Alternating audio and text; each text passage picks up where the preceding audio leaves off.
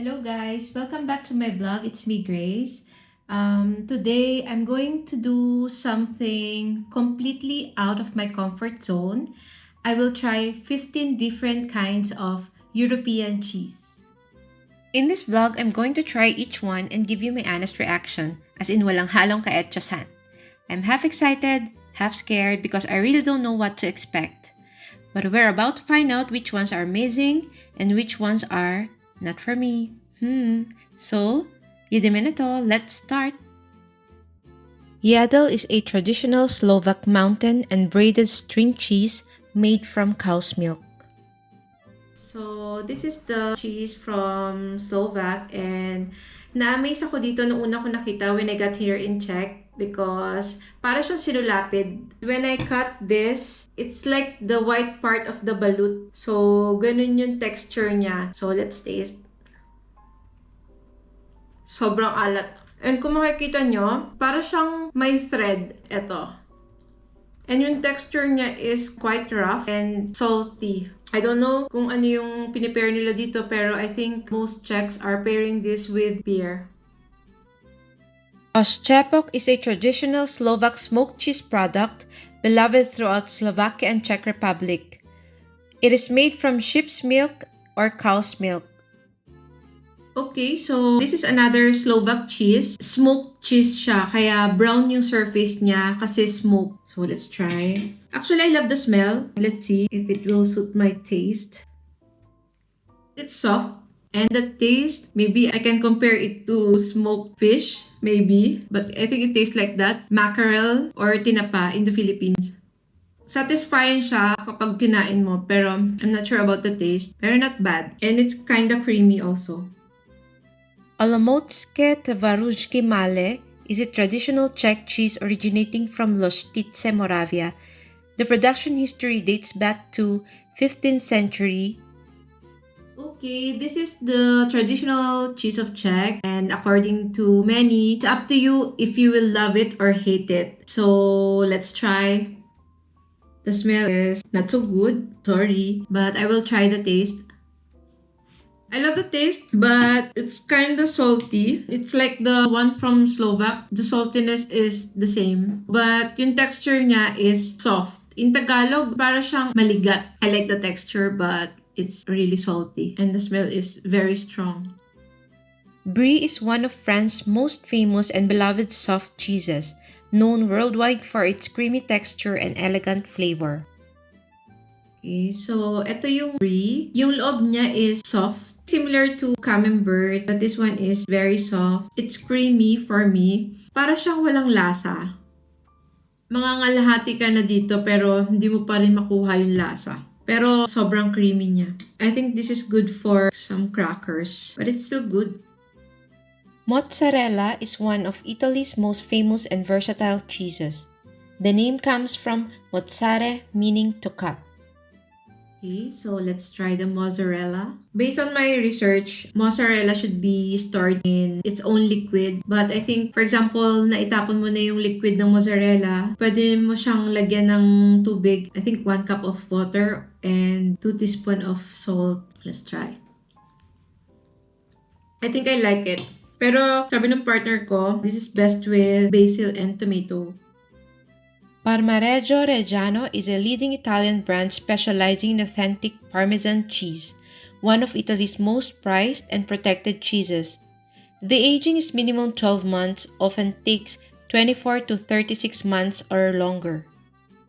Actually, excited ako dito kasi I think this is my first time to try the original one. Kasi hindi ko sure. In the Philippines, gumagamit din tayo nito, especially in pesto or in carbonara, the pesto. But this one, original yung nabili namin kasi malalaman mo ang original based on the logo. The brand logo. And meron silang seal na nakalagay na certified. Ito yung brand logo. This is the original Parmesan. Certified by a control body authorized by the competent Ministry of Italy. So, ito. Original Parmesan. Mas manipis siya kaysa dun sa nabibili namin na walang logo ng original Parmesan. In my opinion, yun yung napansin ko. Mas manipis siya. Let's try.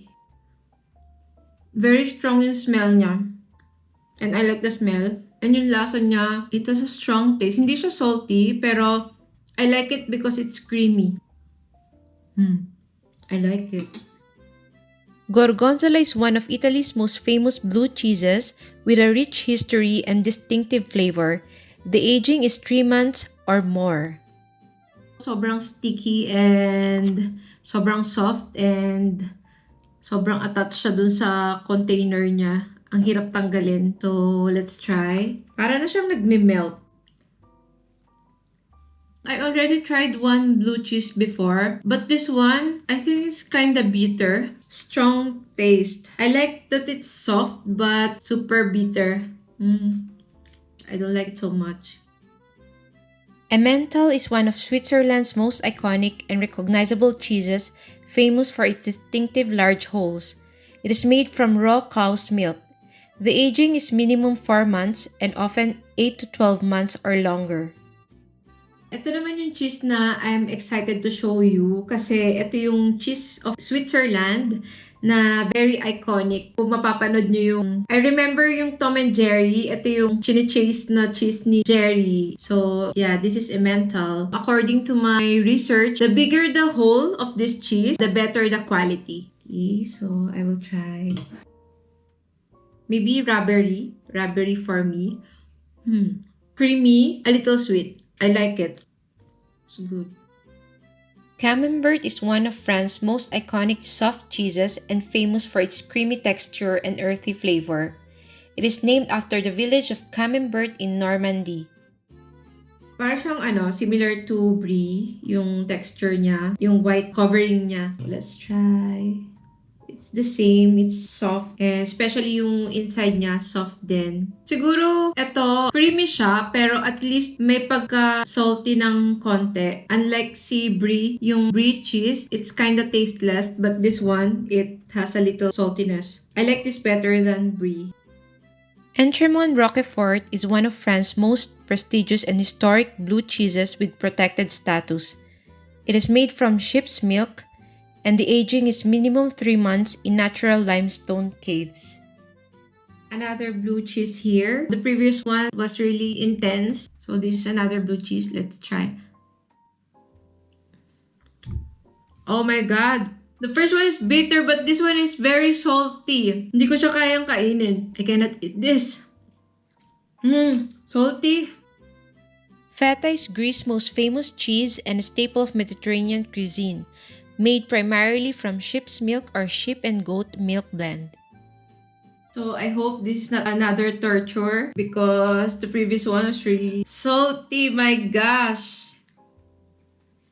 Actually, this is salty also, but it's kind of bearable compared to the blue cheese. It's salty and a bit sour, but the texture is smooth, creamy. Not bad. I still like it. Gouda is one of the Netherlands' most famous and popular cheeses. It is one of the oldest recorded cheeses still made today, which dates back to the 12th century. It is made from cow's milk. They pronounce it as Gouda in Netherlands. The texture is smooth. Yeah, when I cut it, it's soft. It looks like Emmental cheese, but there's no hole in Gouda. Let's try. I can compare it to the processed cheese in the Philippines. For example, the Eden cheese. I can use this in salad. I like the taste. I mean, the taste is just right. Tamang-tama lang sa panlasa ko. I like it. I think papasa to sa Filipino taste buds. Gouda. Cathedral City is one of the UK's most popular and best-selling cheddar cheese brands, known for its quality and consistent flavor. It is matured for a minimum of 18 months. Let's try. For me, this is heavy cheese. It's creamy and a little salty, but I think tama lang siya. For me, pwede ko siyang gamitin to for bread. And kapag kinain nyo na siya, kapag nasa bibig nyo na siya, it's kind of sticky. I like it so much. Korbáček is a traditional Slovak string cheese. It often comes in longer, rope-like forms, and it's made from cow's milk. Okay, so this is Slovakian cheese and sobrang na-amaze din talaga ako dito kasi kakaiba. Very unique yung cheese nito. Para siyang tinali. Okay, so let's try. This is salty also. I'm not sure if I like this. I don't like salty cheese, to be honest, but this is very interesting for me, especially how it looks. Very unique. Gruyere is one of Switzerland's most famous and beloved cheeses. The aging is around 5 to 18 months where it varies by type. It uses milk from cows fed on grass and hay. Most expensive na nabili namin. It looks like cheddar actually, but let's see. For me, it has a similar taste with castañas or castaninchek. It has a woody taste, something like that. It's not salty, but tama lang yung lasa niya. Pero there's a kick. It tastes like woody. And I think best siya i-pair sa wine. So there you have it, 15 cheeses. Actually, that was really intense. I loved some, I was shocked by others, and a few. And remember, there's no right or wrong when it comes to taste. What I loved, you might hate. What I couldn't stand, you might adore. And that's the best part about trying new things, discovering what works for you. If you're thinking about trying European cheese, just go for it. I hope you were entertained by our video and sana nagustuhan nyo. So please like, share, and subscribe. Cheers!